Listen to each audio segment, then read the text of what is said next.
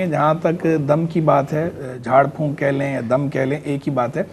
اس میں اگر اللہ تبارک و تعالیٰ کے پاک نام ہیں ان کے ذریعے دم کیا جا رہا ہے، یا قرآن مجید فرقان حمید کی آیات پڑھی جا رہی ہیں، الاسماء الحسنی پڑھے جا رہے ہیں، یا معصور دعائیں پڑھی جا رہی ہیں، وہ دعائیں جو کتاب و سنت میں وارد ہیں،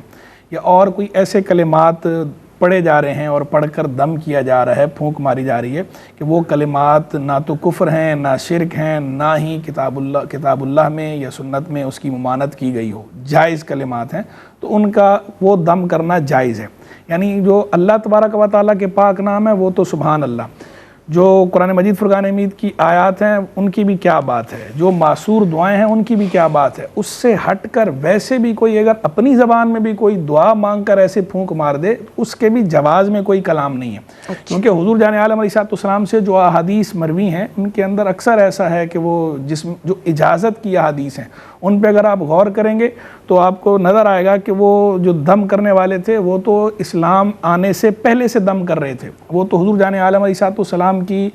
بعثت سے پہلے سے ہی لوگ وہ دم وغیرہ کر رہے تھے، اور جب اللہ کے رسول علیہ السلام نے امانت فرما دی کہ اب جو ہے دم درود نہیں کرنا،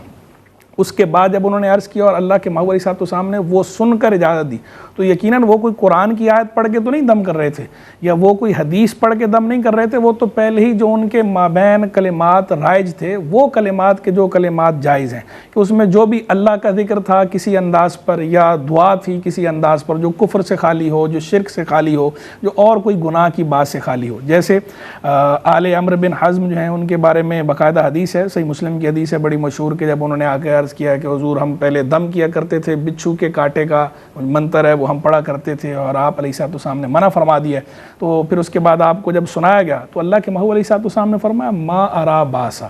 میں اس میں کوئی حرج نہیں جانتا۔ پھر فرمایا من استطاع منکم ان ینفع اخاہ فلینفع، تم میں سے جو استطاعت رکھتا ہے اس بات کی کہ وہ اپنے بھائی کو نفع پہنچائے تو وہ اسے نفع پہنچائے، یعنی ترغیب بھی دلائی۔ پھر اسی طرح جابر بن عبداللہ کی حدیث ہے بڑی مشہور، کہ جب وہ فرماتے ہیں کہ ہم بیٹھے ہوئے تھے اللہ کے رسول علیہ السلام کے پاس کہ ایک آدمی کو بچھو نے کاٹ لیا، تو ہم میں بیٹھے ہوئے میں سے ایک آدمی نے عرض کیا یا رسول اللہ ارکی، اللہ کے محبوب میں دم کروں؟ تو حضور جان عالم علیہ السلام نے فرمایا من استطاع منکم ان ینفع اخاہ فلیفعل، جو تم میں سے اس بات کی طاقت رکھتا ہے، استطاعت رکھتا ہے، ابیلٹی رکھتا ہے، کیپیبلٹی رکھتا ہے کہ اپنے بھائی کو نفع پہنچا سکے تو نفع پہنچائے، وہ ایسا کرے۔ تو ابھی اللہ کے محبوب علیہ السلام نے اجازت دی ہے، تو ان حدیث میں اگر آپ غور کریں گے یہ صحیح حدیث ہیں، ان سے پتہ چل رہا ہے کہ وہ کلمات جو دعا پر مبنی ہوں، جن کے اندر کوئی غیر شرعی بات نہ ہو، کفریہ بات نہ ہو، شرکیہ بات نہ ہو، تو وہ کلمات کہہ کر پھونک مارنے کی ویسی اجازت ہے، چاہے وہ کسی بھی زبان میں ہو۔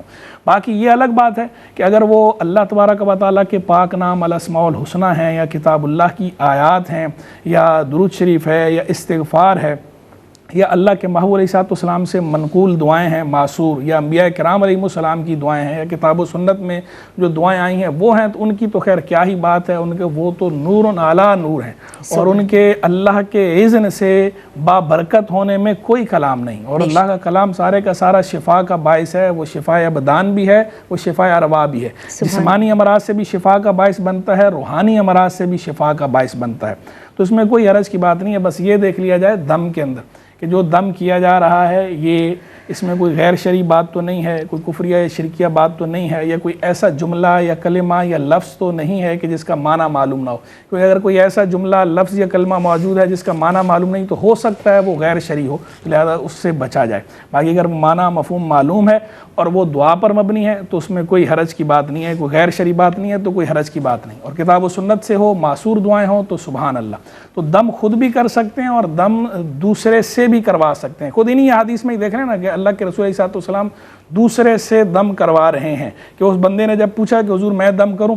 تو یہ بھی کہا جا سکتا تھا نا کہ وہ خود پڑھ لے وہ کلمات، تو وہ خود پڑھ لیتا تو بھی باعث برکت ہی تھا، لیکن اللہ کے رسول علیہ السلام نے اجازت دی کہ دوسرا بھی دم کر سکتا ہے، تو بندہ خود اپنے اوپر پڑھ کر دم کرنا چاہے جائز چیزیں تو دم کر سکتا ہے، کسی اور سے دم کروانا چاہے تو کسی اور سے بھی دم کروا سکتا ہے، بس شرعی حدود و قیود بہرحال لاگو ہیں، وہ بہرحال فالو کرنی ہے، تو شرعی حدود و قیود پامال نہیں ہونی چاہیے۔ یہ بات ہو گئی سیدھی سیدھی دم کی۔ اور وہی بڑی مشہور حدیث ہے کہ اللہ کے رسول علیہ الصلوۃ والسلام ایک مرتبہ جب آئے، دیکھا ایک بچی کو دیکھا کہ اس کا چہرہ زرد ہے، تو آپ نے فرمایا استرقوا لہا فإن بها النظر، گھر والوں سے فرمایا کہ اس کے لیے کوئی دم کرنے والا ڈھونڈو، اس کو دم کراؤ، جھاڑ پھونک کرواؤ کہ اس کو نظر لگی۔ اب یہ اللہ کے محبوب علیہ الصلوۃ والسلام نے خود ترغیب دلائی ہے، تو لہذا دم کرنے میں یا دم کروانے میں کوئی حرج نہیں ہے، بشرطے کہ شرعی حدود و قیود فالو کی جا رہی ہوں۔ ایک بات ہو گئی۔ دوسری بات تعویذ کے حوالے سے، تعویذ کے اندر بھی ایسا ہی ہے، تعویذ بھی جس طرح دم کرنا جائز ہے تو ایسے ہی تعویذ بھی جائز ہے کہ جب آپ جو الفاظ پڑھ رہے ہیں وہی الفاظ اگر لکھ لیے ہیں تو لکھنے سے کوئی ناجائز نہیں ہو جائے گا، کوئی گناہ کا کام نہیں ہو جائے گا۔ اگر وہ الفاظ پڑھنے جائز ہیں تو ان الفاظ کو لکھنا بھی جائز ہے، لکھ کر کوئی اگر گلے میں لٹکا لیتا ہے تعویذ کی طرح، بازو باندھ لیتا ہے، اس میں بھی کوئی حرج کی بات نہیں ہے۔ لیکن پریفریبل یہ ہے، زیادہ ترجیح اس کو ہے کہ بندہ خود پڑھے، لکھ کر لگانے کی بجائے پڑھنا یہ زیادہ راجح ہے، تو یہ پڑھا جائے۔ ان لوگوں کے لیے ہوتا ہے عام طور پر تعویذ کے جو پڑھ نہ سکتے ہوں یا انہیں آتا نہیں ہے، چھوٹے بچے ہیں، نابالغ بچے ہیں یا خواتین ہیں، ان کے مخصوص ایام ہیں، اس طرح کی کوئی بات ہے، تو ان کے لیے بہرحال تعویذ بھی ہے۔ ویسے تعویذ کی جات تو دوسروں کے لیے بھی ہے، لیکن راجح یہ ہے کہ تعویذ کی بجائے بندہ پڑھنے پہ فوکس کرے۔